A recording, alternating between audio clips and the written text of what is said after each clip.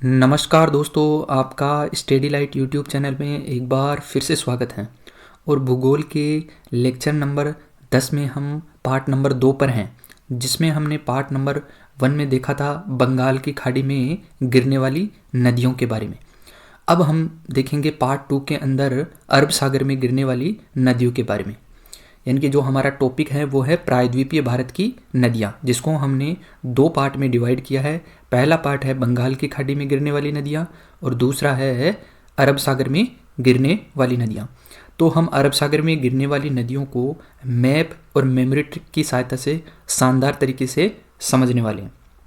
तो चलिए शुरू करते हैं पार्ट नंबर 2, अरब सागर में गिरने वाली नदियाँ। सबसे पहले दोस्तों आप देखिए कि एक ट्रिक के माध्यम से आप इन नदियों को किस प्रकार से याद रख पाओगे।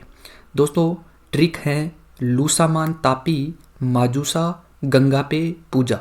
लूसामान तापी माजूसा गंगा पे पूजा, ये एक ट्रिक है जिसकी सहायता से आप अरब सागर में गिरने वाली सभी नदियों को याद रख पाओगे। और जो इनका क्रम है वो है उत्तर से दक्षिण में। दोस्तों क्रम कई बार कई एग्जाम्स में पूछा जाता है कि इन नदियों का उत्तर से दक्षिण या फिर दक्षिण से उत्तर में क्रम बताइए। तो इस ट्रिक के माध्यम से हमारी कौन कौन सी नदियाँ बनेगी वो देखिए। लूसामान से हमारा बनेगा, यानी कि लू से बनेगा लूनी, सा से बनेगा साबरमती, मा से बनेगा माही, न से बनेगा नर्मदा और तापी से बनेगा तापी। इसके बाद में माजूसा गंगा पे पूजा है, तो माजूसा से बनेगा हमारा मा से मांडवी, जू से जुआरी, सा से सरावती। गंगा पे पूजा, गंगा से गंगावेली, पे से पेरियार, पूजा से भरत पूजा। तो ये जो नदियां हैं ये अरब सागर में गिरती हैं और इनका जो क्रम है वो उत्तर से दक्षिण में है। यानी कि हमारी जो ट्रिक है वो उत्तर से दक्षिण का क्रम बताती है। आई होप कि इस मेमोरी ट्रिक की सहायता से आप अरब सागर में गिरने वाली सभी नदियों को याद रख पाओगे। अब इसके बाद में हम डिटेल से एक एक नदी के बारे में पढ़ने वाले हैं। चलिए दोस्तों, अब हमारी जो पहली नदी है वो है लूनी नदी। लूनी नदी के बारे में देखते हैं। लूनी नदी उत्तरी राजस्थान में अरावली पहाड़ी से उद्गम होता है। इसका उद्गम राजस्थान में अरावली पहाड़ियों से होता है। इसके बाद में लूनी नदी सांबर झील से होकर गुजरात के कच्छ का रण, जो कि एक दलदल क्षेत्र है, उसमें विलीन हो जाती है। समुद्र तट तक पहुंचने से पहले ही कच्छ के रण में ये विलीन हो जाती है। इसलिए लूनी नदी को एक और नाम से जाना जाता है, वो है अंतः प्रवाहित नदी। अंतः प्रवाहित नदी कई एग्जाम्स में पूछा जाता है कि अंतः प्रवाहित नदी कौन सी है। तो लूनी नदी अंतः प्रवाहित क्षेत्र है, क्योंकि ये समुद्र के अंदर नहीं पहुंच पाती है, उससे पहले ही कच्छ के रण में, जो कि गुजरात में स्थित है, वहां पर विलीन हो जाती है। चलिए अगली नदी देखते हैं। अगली हमारी नदी है साबरमती नदी। साबरमती नदी के बारे में देखते हैं। राजस्थान के उदयपुर जिले में मेवाड़ से उद्गम होता है। साबरमती नदी का उद्गम उदयपुर, जो कि राजस्थान में स्थित है, के मेवाड़ से उद्गम होता है। और साबरमती नदी का पानी खंबात की खाड़ी में गिरता है। गुजरात की राजधानी गांधीनगर तथा गुजरात का सबसे बड़ा शहर अहमदाबाद साबरमती नदी के तट पर स्थित है।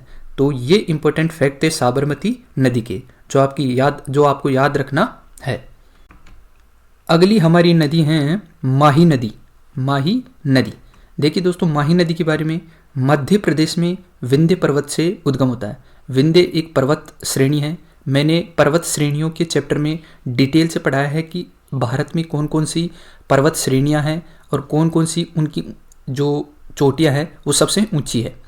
तो जो विंध्य पर्वत हैं वो मध्य प्रदेश में है और उस विंध्य पर्वत से ही माही नदी का उद्गम होता है। इसका पानी भी खंबात की खाड़ी में विलीन होता है, यानी कि ये भी खंबात की खाड़ी में अपना पानी गिराती है। 3 राज्यों मध्य प्रदेश, राजस्थान और गुजरात से होकर प्रवाहित होती है। ये पूछा जाता है कि मध्य प्रदेश, राजस्थान और गुजरात से कौन सी नदी प्रवाहित होती है, तो माही नदी इन 3 राज्यों से प्रवाहित होती है। राजस्थान में कर्क रेखा को 2 बार काटती है। ये तो इतना फेवरेट क्वेश्चन है एग्जामिनर का, कई बार पूछा गया है कि कौन सी नदी कर्क रेखा को 2 बार काटती है। वो है माही नदी। और कहाँ पर काटती है? राजस्थान। देखिए दोस्तों, कर्क रेखा कुछ इस प्रकार से जाती है। इस कर्क रेखा को राजस्थान में 2 बार काट रही है माही रेखा। आप देख सकते हैं मैप के अंदर 2 बार काट रही। चलिए दोस्तों, अगली हमारी नदी है नर्मदा नदी। नर्मदा नदी के बारे में देखिए आप। मैकाल पहाड़ी पर स्थित अमरकंटक चोटी से निकलकर पश्चिम में अपनी भ्रंश घाटी में प्रवाहित होती है। दोस्तों, भ्रंश घाटी का मतलब होता है 2 पहाड़ों के बीच में से अपरदन के कारण एक घाटी बन जाती है 2 पहाड़ों के बीच में, और उस भ्रंश घाटी से ये नर्मदा नदी प्रवाहित होती है। यह भी खंबात की खाड़ी में विलीन होती है। मध्य प्रदेश का शहर जबलपुर और गुजरात का शहर भड़ोच नर्मदा नदी के तट पर स्थित है। 3 राज्यों मध्य प्रदेश, महाराष्ट्र और गुजरात से होकर ये प्रवाहित होती है। मैंने इससे पहले भी आपको बताया था कि जो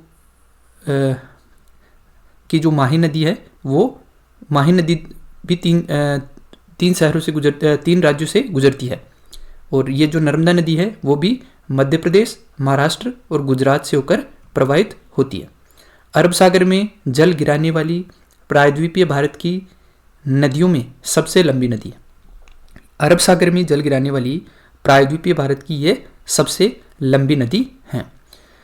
दोस्तों, मैं आपको बता दूं कि सबसे जो प्रायद्वीपीय भारत की सबसे जो लंबी नदी थी वो थी गोदावरी। इसके बाद में दूसरी थी कृष्णा और तीसरी है नर्मदा।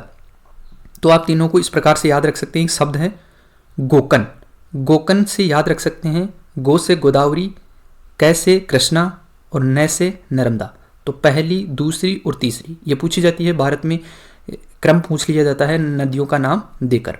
तो आप इस गोकन शब्द से याद रख पाओगे कि कौन कौन सी नदियाँ किस क्रम में आती हैं।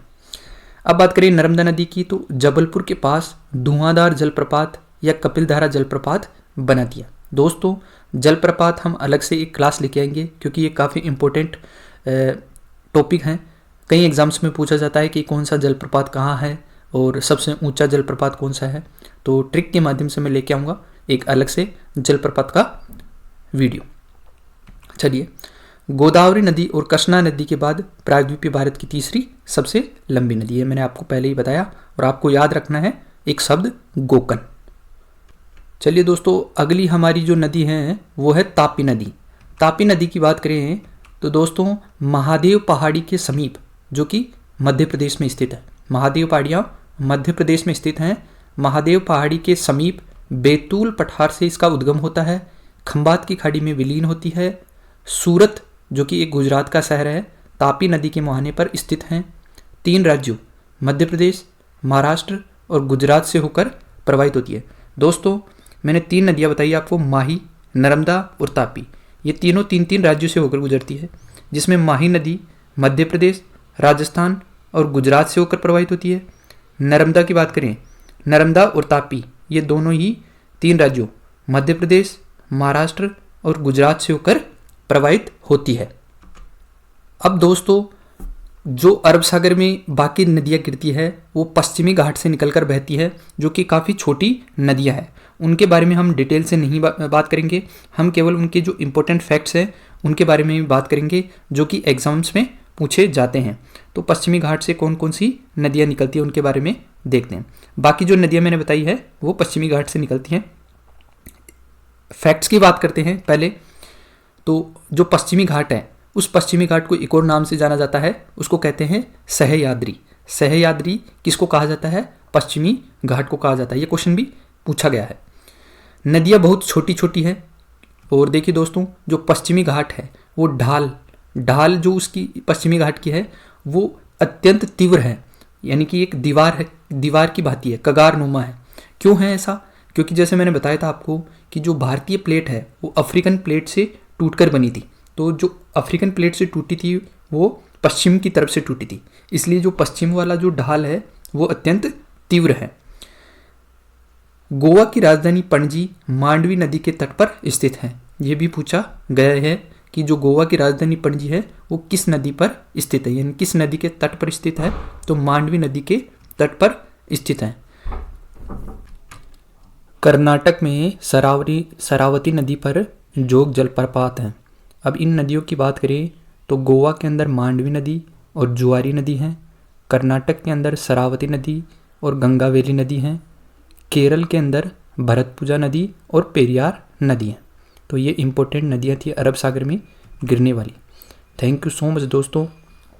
अच्छा लगा हो तो लाइक करें, कमेंट करें, शेयर करें और स्टडी लाइट यूट्यूब चैनल को सब्सक्राइब करके बेल आइकन दबा लें। जय हिंद दोस्तों।